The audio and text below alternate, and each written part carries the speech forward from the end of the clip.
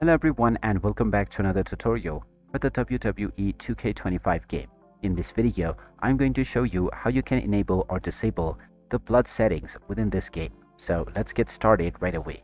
First of all, open up the game within your device, and once you are taken into the home page, scroll to the right within the extras menu where you will find the gameplay option.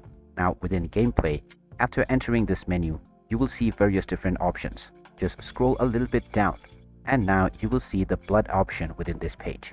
If you choose the value on, then blood will be enabled, and upon significant damage to your opponent, you will see blood appear within your gameplay.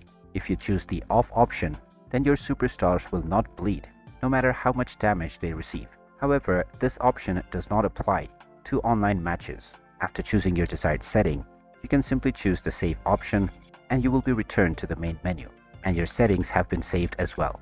You can now choose your desired match and start playing with your chosen blood settings. If you wish to make any change, you can go back to the same menu in the future and change it at any time.